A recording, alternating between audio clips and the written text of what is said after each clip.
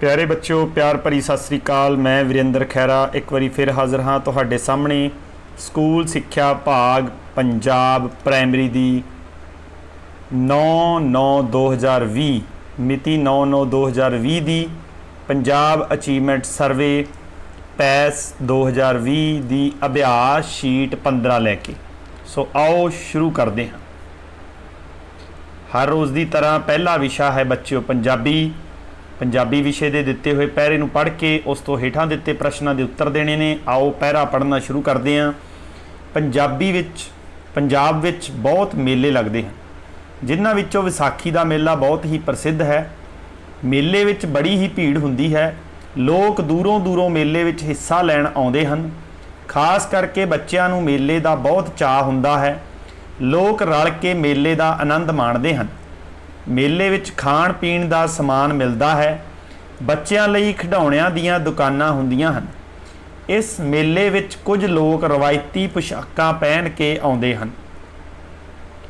हुण आपां प्रश्नां दे उत्तर देवांगे। पहला प्रश्न है बच्चों, मेलिਆਂ विच किहड़ा समान मिलता है? ऊड़ा धूम धाम का, ऐड़ा खाण पीण का, ईड़ी मौज मस्ती का, सस्सा भीड़ भड़के का। सो ऐड़ा खाण पीण का समान मिलता है।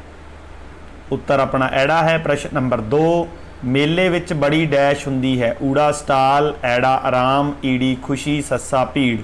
सस्सा उत्तर है। मेले विच बड़ी भीड़ हुंदी है। अगले प्रश्न वाल चलते हाँ। प्रश्न नंबर 3, मेले शब्द नाल मिलते होर शब्द चुनो। भाव लयात्मक शब्द। मेले, ऊड़ा खट्टा मिठा नहीं मिलता। ऐड़ा केले चेले बिल्कुल मिलता बच्चों। मेले दे नाल मेले केले चेले इस नाल मिलते शब्द ने। ऐड़ा साडा उत्तर है। प्रश्न नंबर 4, पोशाक दा शाब्दिक अर्थ की है? पोशाक दा भाव की है बच्चों? ऊड़ा लिबास, ऐड़ा पगड़ी, ईड़ी कागज़, सस्सा परदा। पोशाक दा भाव है लिबास, पहनण वाला कपड़ा। प्रश्न नंबर 5, शुद्ध शब्द जोड़ चुनो। वैसाखी, वावे दलावां सस्से कन्ना पा के, फिर वावे बिहारी विसखी बन गया। ईड़ी वावे सियारी सस्से कन्ना कखे बिहारी विसाखी, या सस्सा वावे बिहारी सस्से कन्ना कखे बिहारी। सो इसका ईड़ी उत्तर बिल्कुल ठीक है, विसाखी। पैरे विच भी बच्चों ये शुद्ध शब्द दिता हुंदा है। सो तुसी पैरे विच भी देख सकते हो। देखो आपां नूं दिता सी जिन्हां विचों विसाखी का मेला बहुत प्रसिद्ध है। अगले विषय ते चलते हैं। अगला विषय साडा गणित है। गणित दे विच पहला सवाल देखो। सवाल नंबर पहला, सुमन अते प्रवीण ने अपनी गोलक विचले रुपईयां नूं हेठां दित्तियां संख्या सारणी विच दर्शाया है। संख्या सारणी नूं देख के सही कथन चुनो।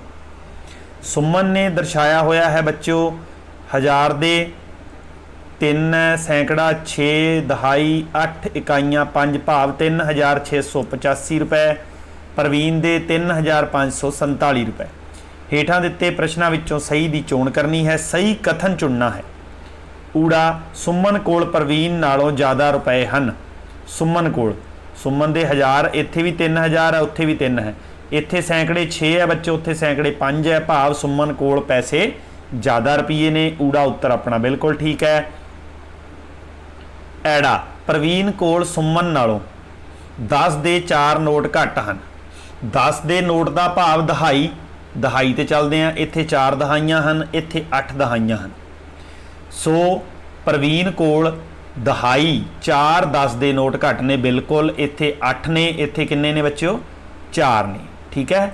सो ये भी अपना ठीक है। ऐड़ा भी। ईडी दोनों कोल रुपए 3500 और 3700 के विचकार है बिल्कुल।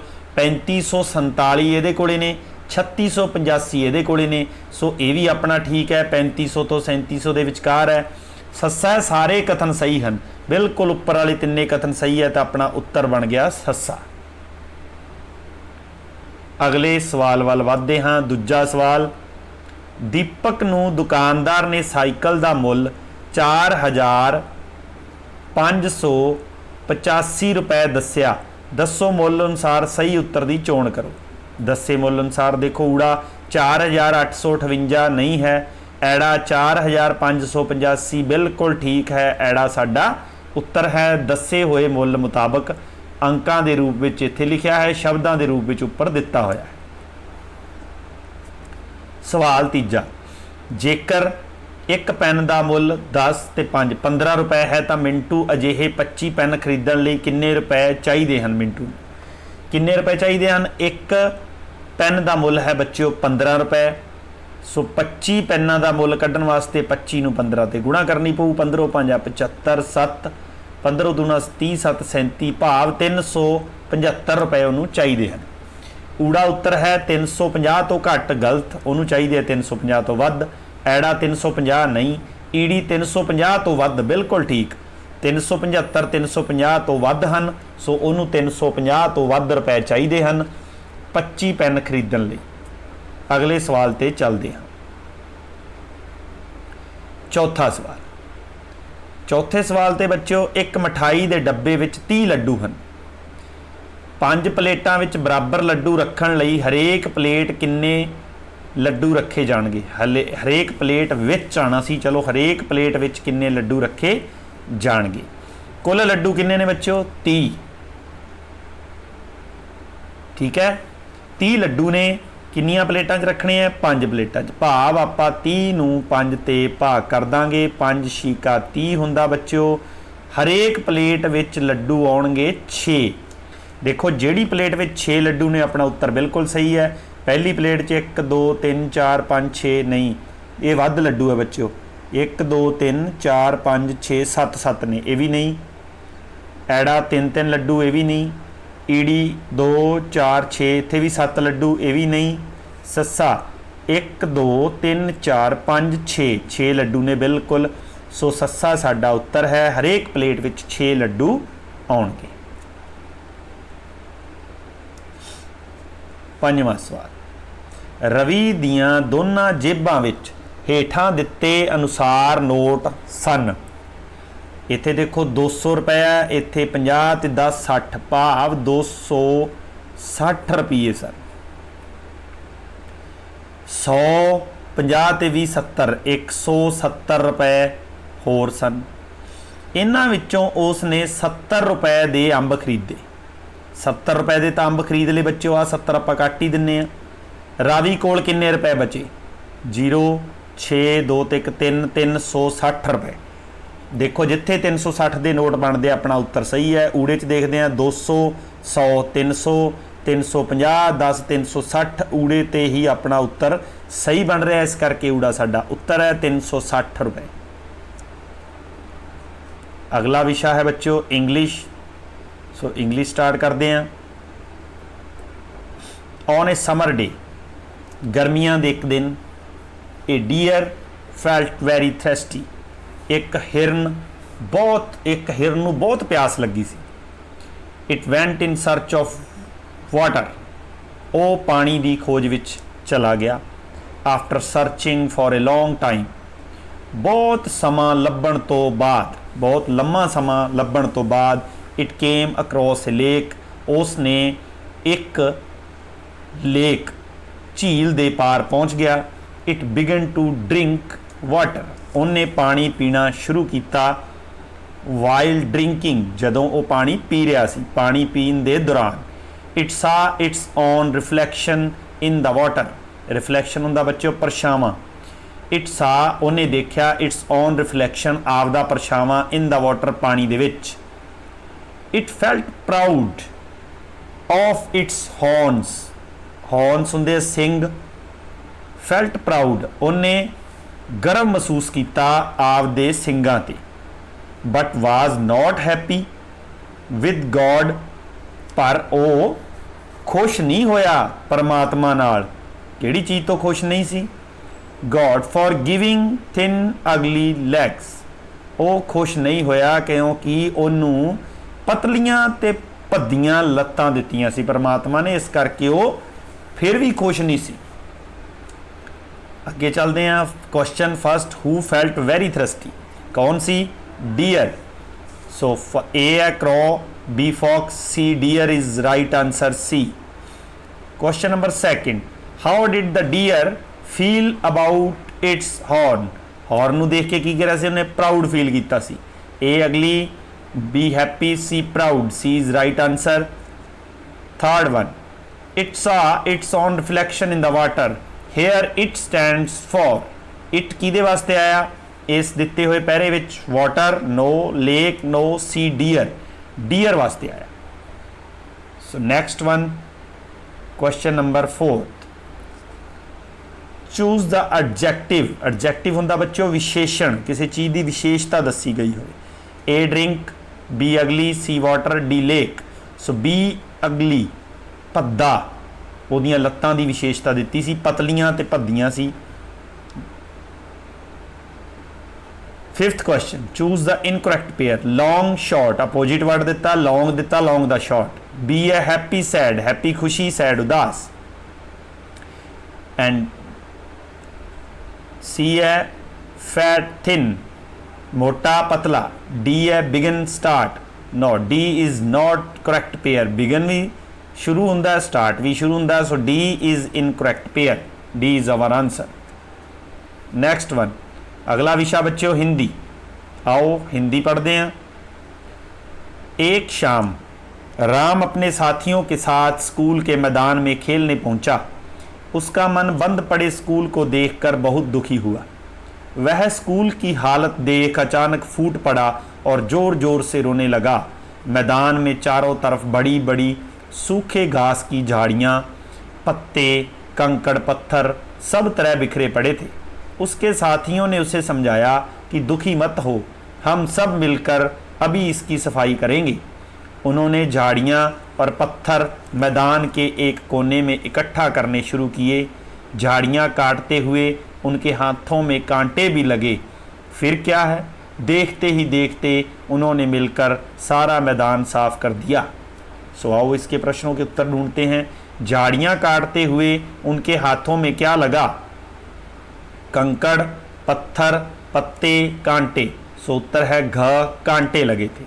प्रश्न नंबर 2, वह स्कूल की हालत देख अचानक फूट पड़ा। वाक्य में फूट पड़ा से क्या अभिप्राय है? फूट जाना, टूट जाना, जोर जोर से रोना, उदास होना।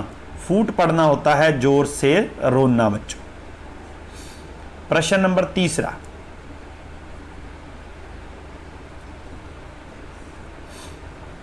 बच्चों ने झाड़ियां और पत्थर कहाँ इकट्ठे किए? क, मैदान के चारों तरफ, नहीं। मैदान के बीचों बीच, नहीं। ग, मैदान के एक कोने में। सो उत्तर है ग, मैदान के एक कोने में। प्रश्न नंबर 4, दुखी मत हो, हम सब मिलकर अभी इसकी सफाई करेंगे। वाक्य किसने कहा?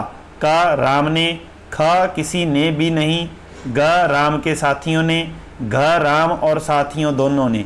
सो ग उत्तर बिल्कुल ठीक है, राम के साथियों ने।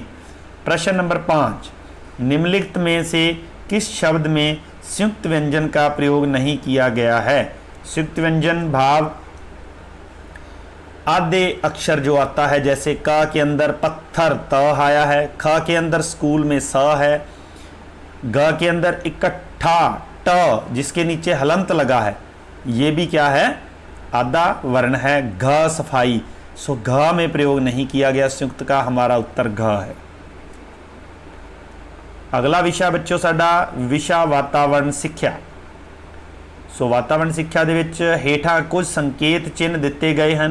ये चिन्ह मददगार होंदे हैं। देखो हैलो इशारा कर रहा है, इत्थे अलविदा का इशारा कर रहा है, तुहानूं मिल के खुशी हुई। इत्थे भी हाँ जी का इशारा, इत्थे नहीं जी, इत्थे किरपा करके, इत्थे धन्नवाद। सो पहला उत्तर है सरीरक खेडां खेडण वाले बच्चों लई। दूजा है विशेष लोड़ां वाले बच्चों लई। तीजा है हर बच्चे लई सीखने जरूरी हैं। चौथा उपरोक्त विचों कोई नहीं। सो बच्चों ये विशेष लोड़ां वाले बच्चों नूं जरूरत पैंदी है। जो बच्चे बोल या सुन नहीं सकते, वो बच्चे इन्हां इशारिਆਂ नाल आपदे मन के हाव भाव नूं दूजिਆਂ नाल व्यक्त करते हैं। प्रश्न नंबर 2, खेड मुकाबलिਆਂ संबंधी किहड़ा प्रश्न क्रम सही है? खेड मुकाबले सब तो पहला स्कूल पद्धरी खेडां होंदियां, बिल्कुल ठीक। दूजे नंबर ते ब्लाक पद्धरी, फिर जिला पद्धरी, फिर राज पद्धरी खेडां। पहला ऑप्शन अपना सही है। दूजे च देखो पहला ब्लाक पद्धरी फिर जिला फिर स्कूल आ गया, गलत। तीजे च पहला स्कूल फिर ब्लाक फिर राज आ गया, भी गलत। चौथे च पहला जिला आ गया फिर स्कूल आ गया। सो पहला उत्तर साडा बिल्कुल ठीक है। खेडां जिहड़ियां अपणियां स्कूल ते हुंदियां ने, पहला स्कूल च हुंदियां बच्चों, स्कूल पद्धरी फिर ब्लाक पद्धरी फिर जिला पद्धरी फिर राज पद्धरी, इस तरीके नाल खेडां हुंदियां ने।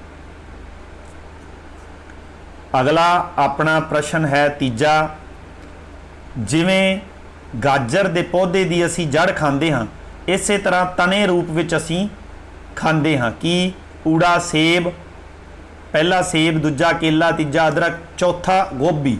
गोभी खाने बच्चों आपां तने रूप विच। प्रश्न नंबर 4, हेठां दित्तियां तस्वीरां विचों साडा राष्ट्रीय जानवर किहड़ा है? पहला बाघ, दूजा चीता, तीजा शेर, चौथा हाथी। सो पहला बाघ साडा राष्ट्रीय जानवर है। पंजवां प्रश्न, पंजवें प्रश्न विच दिता होया बच्चों, सानू वध तो वध रुख लगाने चाहिए हैं क्योंकि ये वातावरण नू साफ रखते हैं, बिल्कुल ठीक। ये भौंखार रोकते हैं, बिल्कुल ठीक। भौंखोर हुंदा बच्चों धरती का बरसात या पानी नाल खुर जाना। तीसरा, ये सानू ऑक्सीजन दिंदे हैं, बिल्कुल ठीक। चौथा उपरोक्त सारे। सो इसका उत्तर होगा चौथा, क्योंकि ऊपर दिते गए तिन्ने उत्तर सही हैं। सो इस तरीके बच्चों अज आपां अपना अभ्यास शीट 15 मुकम्मल की। अगली अभ्यास शीट नाल फिर मिलांगे, तद तक लई थैंक यू, धन्नवाद।